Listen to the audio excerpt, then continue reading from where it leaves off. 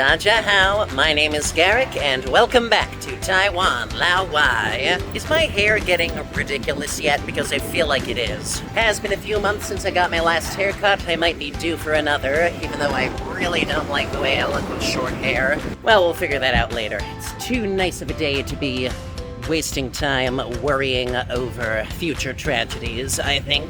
So today, we're gonna be heading to a place we've passed by before but never really checked out. The Bade bald cypress forest. Taiwan is, of course, a tropical climate, so you don't see a lot of pine trees or more northern, temperate kinds of tree. But there's this one place about a half-an-hour bike ride down from here where there's apparently a big old forest full of big old pine cypress trees. So we're gonna go check that out and have ourselves a grand old time. We're super lucky today. We've been getting slammed by like one typhoon after another lately. But we finally got this break in the storms where it's actually quite nice out. So we're gonna take advantage of it, I think. First things first though, we gotta find somewhere to eat lunch because I am starving. Well, hello. Looks like we found ourselves what appears to be a Taiwanese steakhouse. I've never really shown you how Taiwan does steakhouses. It is, of course, very different than you'd get in the US. So let's take this opportunity to shove some meat in our gullet, what say?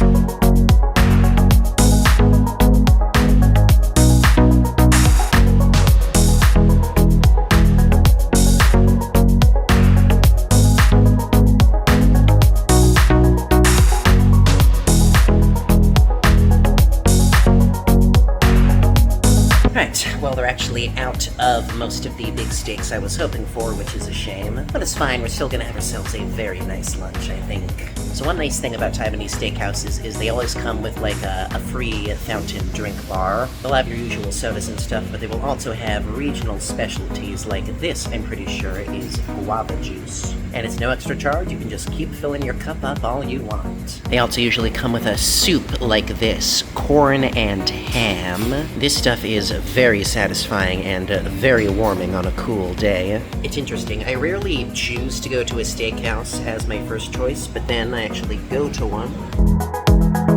And I remember how much I like coming to places like this. Clearly I need to make it a bit more of a habit. We also got ourselves a bun with some salad. I did not realize it came with the salad, but I do love this kind of sesame dressing, so I'm not complaining. One of these days I'll start getting more vegetables into me again. But today is not that day. And this is called a lava bun on the menu. I'm not entirely sure why. If it's filled with anything molten and delicious, let's find out. Just black all the way through. My guess is there's some sort of squid ink in the dough to get it this color. A lot of Taiwanese food uses squid ink, especially when they're blending with more Western cuisines. It's okay, it's not my favorite, but it's still bread, so how bad can it really be? Oh, wait, my mistake. The salad and bun was just complimentary with the steak meal. These are the lava buns. Yeah, there's definitely something hot and steamy pumped into the middle there. Possibly cheese, maybe, or butter? Whatever the case, I already have a much better feeling about these than the last bun, so fingers crossed. That's getting messy. Alright, interesting. This is not butter and it's not cheese. It is coconut cream. There are a lot of desserts and pastries in Taiwan that for flavoring use this kind of sweet, nutty coconut spread, and that is what has been liquefied in here. It's a very interesting flavor. I'm still not entirely used to it myself. Sort of tastes like eating hot melted ice cream with nuts, but there's a place for it, and this is definitely much more flavorful and much more interesting than the other bun I got, so props for that. Oh my goodness. Alright, looks like I chose right. So this is the cheapest steak on their menu. With the lava buns, it's just $2.50 NTD. I thought it was a chuck steak, but apparently it's got a bit more muscle to it. And it turns out it comes with veggies after all. How about that? Looks like we got some zucchini, some mushrooms, maybe some squash as well. All things I quite enjoy. That's another good thing about steakhouses in Taiwan. They usually force you to eat your veggies a little bit. Gonna be honest though, these are a little bland. I wonder if getting one of the sauces from the sauce station might wake them up. in his hand. Right, not entirely sure which sauce I got. It was either this or something that I think was a poivre. So we're gonna try this one and see how it shakes out. Down the hatch. Yeah, it's a bit of an improvement. Can't quite tell what flavor this sauce is, but it definitely gives it a bit more salt and a bit more umami, and that definitely helps. How about these French fries? I didn't see any ketchup, so these will probably have to stand on their own a little bit. Luckily, these are very good. Super salty. Outside is very crispy, the inside is very fluffy. This is like an ideal fry right here. Actually, yeah, the more I'm eating, these are really damn good. Well done. But of course, we're here for the steak. This bad boy has been cooked to medium. Now keep in mind, this is like $8 USD, so I'm not expecting perfection, but I think we can still get a pretty good meal out of it.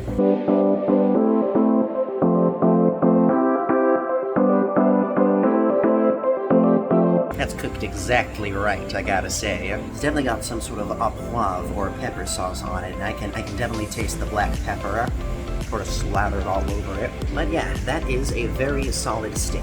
Nothing remarkable here. This is not the best steakhouse I've ever eaten at, but it's satisfying, it's soulful, it's pretty cheap by steakhouse standards. So I'm gonna enjoy my lunch, and I will see you at the end when we are finally ready to head out to our destination.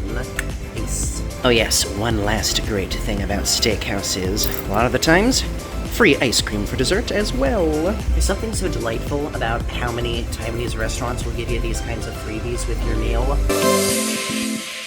They really care about you as a customer. Well, I'm certainly going to be well fueled up for our bike ride down to the Cypress forest, I tell you what. We are setting out a little late. It's going to be probably close to 3:30 by the time we arrive. But hey, maybe we'll be able to catch the first glimpses of sunset if we're heading out that late. Yes, the sun sets very early in Taiwan. Even in the summer, it goes down by like 7 o'clock or so. But we'll see. For now, I've got some ice cream to polish off.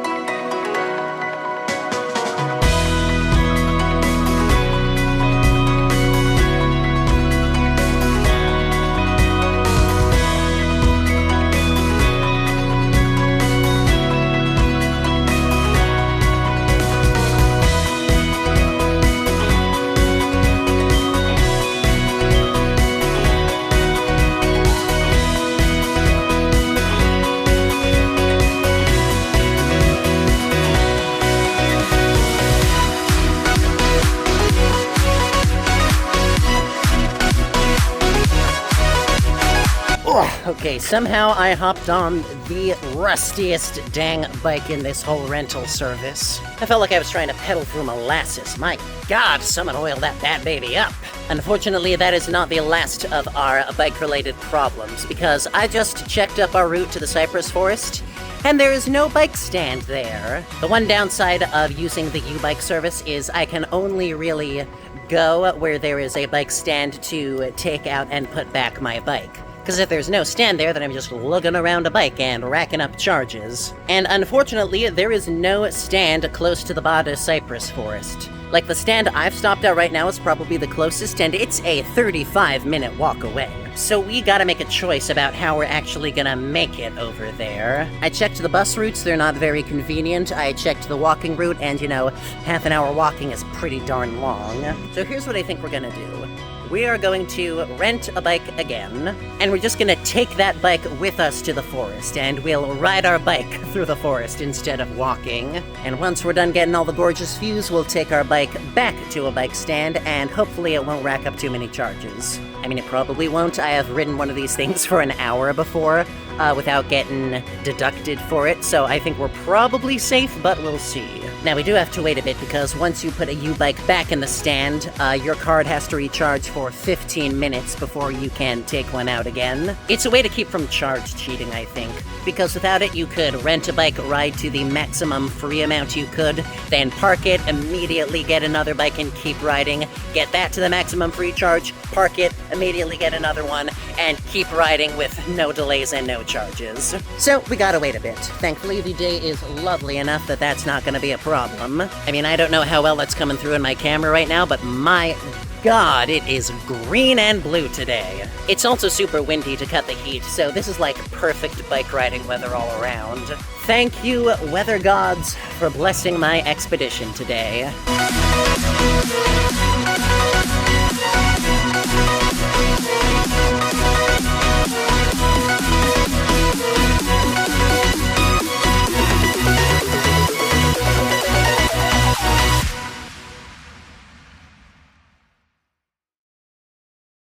Yeah, there it is. Yeah, we definitely passed by here on our way to Longtan Lake back when it was Dragon Boat Festival season. And this time we actually get to go in. What a wonderful world.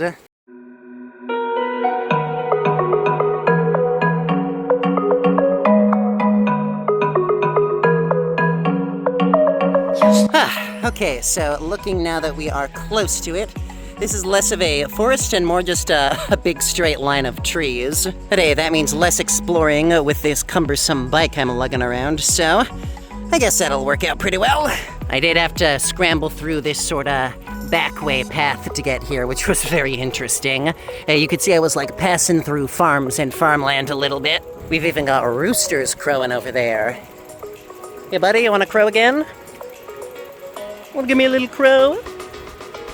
Maybe not. Oh, the dog responded instead. Hello. The point is, we are here, and we are gonna take our time and enjoy the beautiful sights that this forest most certainly has in store.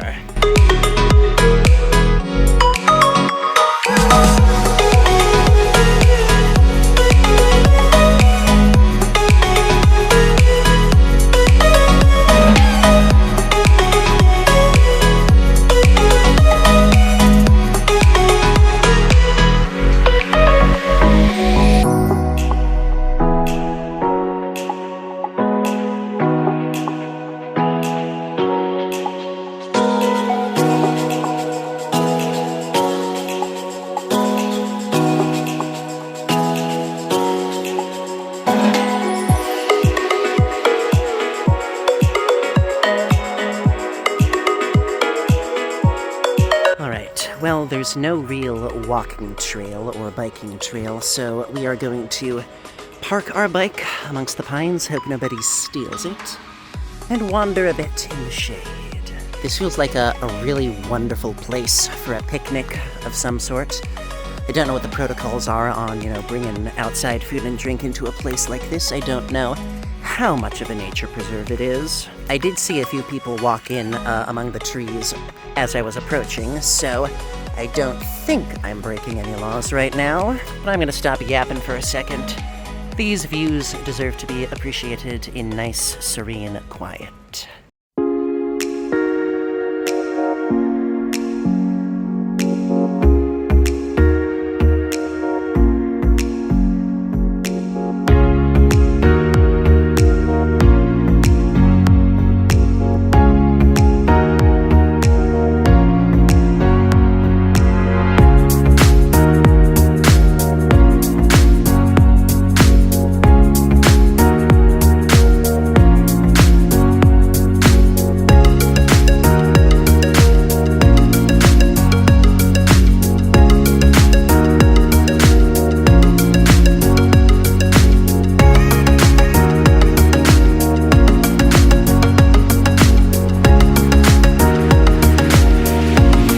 The interesting thing about this place is just how thin it is. Like I said, it really is just sort of a long line of trees. Not sure how well it comes across, but yeah, it's like maybe 20 meters across, something like that. So it's very much got this feeling of a world out of pocket, if that makes sense. Like on either side of me, we have normal Taoyuan, Taiwan city views, and then suddenly smack dab in the middle, there's this snapshot of a North American pine forest just airdropped in the middle of it. Part of me does wish it was a little wider so I could lose myself in this world a little more, but that's land for you. It's probably really complicated. Point is, it's still a very beautiful place. I'm very much enjoying my time here.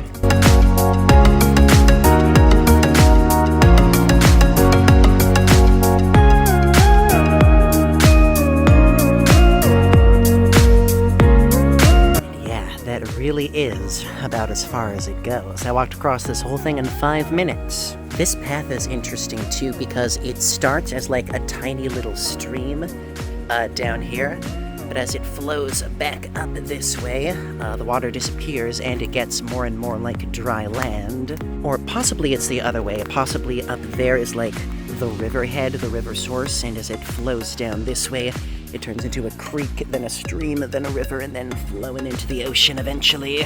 I don't know. I'd have to do more research. And I also have to do research on what these weird stalagmite-looking things are poking out of the ground. Like, are these all roots? Are these the cypress roots poking up?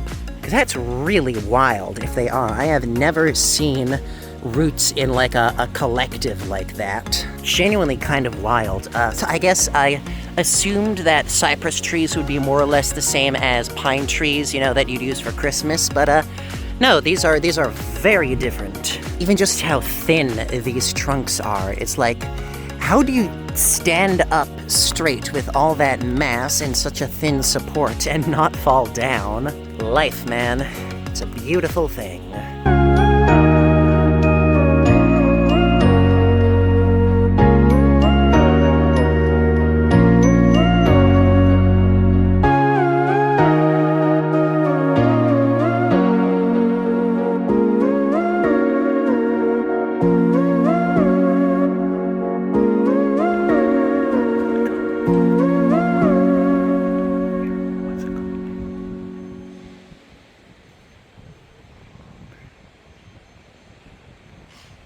Wow, what a neat little place. I realize I probably spent a lot more time this video going to the cypress forest than actually exploring it, but that's just how it works out. It's really is a very small stretch of land. Don't let that deter you, though. This really is a beautiful place to go and chill for a few minutes, or even an hour, if that's what you feel like. I guess I do sort of understand the lack of bike rack in this area, because this place is very beautiful, and too many tourists coming too often might offset the natural balance in some way. I do wish it were easier, though. I would love to come here more regularly if it were more convenient for me to do so. Well, regardless, I think it's time we packed our bags and found a bike stand before I run up my charges too high. So I guess we'll call this video here, leave you in the beautiful splendor of these cypress trees, and I will see you with whatever adventure comes next. As always, thank you so much for joining me at Taiwan Lao Wai. Be sure to like, comment, subscribe, smash the bell, share with your friends, all that good stuff.